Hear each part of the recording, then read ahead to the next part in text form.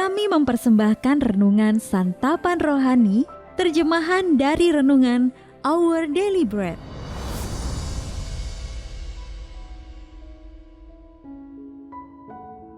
Untuk menerima notifikasi video baru kami, silakan tekan tombol subscribe dan tanda lonceng di bawah ini. Sahabat ODB, pembacaan Alkitab hari ini terambil dari Kisah Para Rasul pasal yang ke-10 ayat yang ke-30 sampai dengan ayat yang ke-35.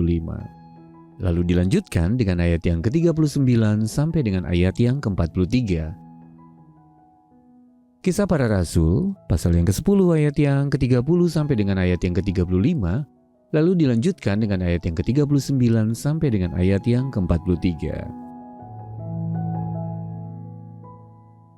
Jawab Kornelius, 4 hari yang lalu kira-kira pada waktu yang sama seperti sekarang, yaitu jam 3 petang, aku sedang berdoa di rumah. Tiba-tiba ada seorang berdiri di depanku. Pakaiannya berkilau-kilauan. Dan ia berkata, "Kornelius, doamu telah didengarkan Allah, dan sedekahmu telah diingatkan di hadapannya. Suruhlah orang ke Yope untuk menjemput Simon yang disebut Petrus. Ia sedang menumpang di rumah Simon, seorang penyamak kulit yang tinggal di tepi laut. Karena itu segera kusuruh orang kepadamu, dan dengan senang hati engkau telah datang. Sekarang kami semua sudah hadir di sini, di hadapan Allah, untuk mendengarkan apa yang ditugaskan Allah kepadamu." Lalu mulailah Petrus berbicara, katanya, "Sesungguhnya aku telah mengerti bahwa Allah tidak membedakan orang. Setiap orang dari bangsa manapun yang takut akan Dia dan yang mengamalkan kebenaran berkenan kepadanya.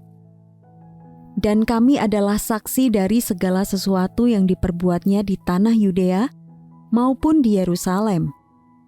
Dan mereka telah membunuh Dia dan menggantung Dia pada kayu salib. Yesus itu telah dibangkitkan Allah pada hari yang ketiga, dan Allah berkenan bahwa Ia menampakkan diri, bukan kepada seluruh bangsa, tetapi kepada saksi-saksi yang sebelumnya telah ditunjuk oleh Allah, yaitu kepada kami yang telah makan dan minum bersama-sama dengan Dia setelah Ia bangkit dari antara orang mati. Dan Ia telah menugaskan kami memberitakan kepada seluruh bangsa dan bersaksi bahwa Dialah yang ditentukan Allah menjadi hakim atas orang-orang hidup dan orang-orang mati. Tentang Dialah semua nabi bersaksi bahwa barang siapa percaya kepadanya, ia akan mendapat pengampunan dosa oleh karena namanya." Ayat mas renungan hari ini terambil dari Kisah Para Rasul pasal yang ke-10 ayat yang ke-34 sampai dengan ayat yang ke-35. Allah tidak membedakan orang. Setiap orang dari bangsa manapun yang takut akan Dia dan yang mengamalkan kebenaran berkenan kepadanya. Renungan hari ini berjudul Dari Setiap Bangsa, ditulis oleh Amy Boucher-Pye. Sahabat ODB, London adalah kota kosmopolitan, tempat tinggal orang-orang dari berbagai bangsa. Kedatangan mereka dari seluruh penjuru dunia memang membawa kekayaan budaya seperti beragamnya kuliner yang tersedia.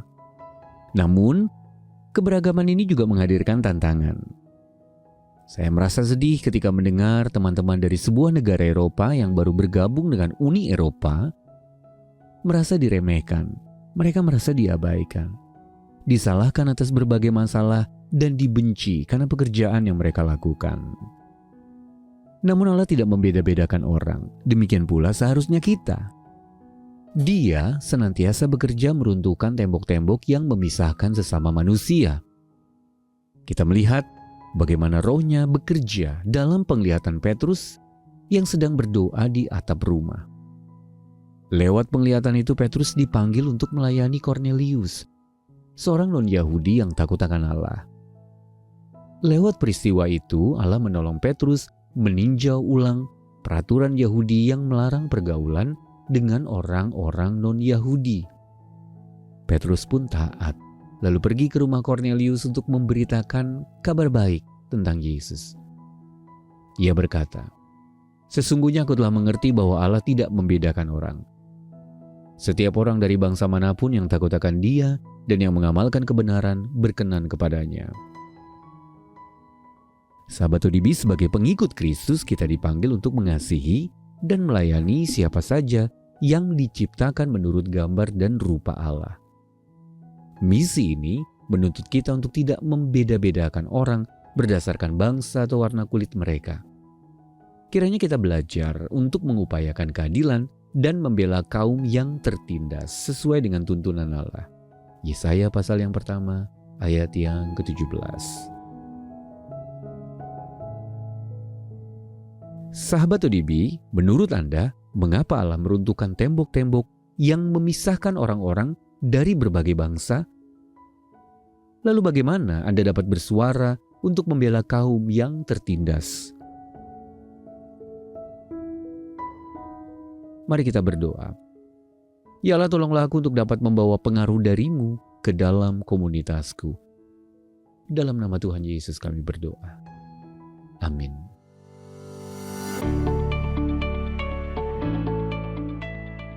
Sudah berapa lama sih kita jadi orang Kristen? Dan pernahkah kita merenungkan betapa besarnya kasih Yesus Kristus bagi hidup kita? Mari menggali lebih dalam Injil Markus dan temukan sosok sang raja yang melayani. Ia yang memberikan teladan nyata tentang belas kasih Allah. Mari kita jelajahi rahasia kitab Markus dalam Temu Teman Jelajah bersama Evangelis Johan Setiawan. Catat tanggalnya ya, Kamis 22 Januari 2026, pukul 19 hingga 21 waktu Indonesia Barat, online via Zoom. Daftarkan diri Anda sekarang juga di santapanrohani.org dan dapatkan buku teman jelajah yang akan dikirimkan ke alamat Anda.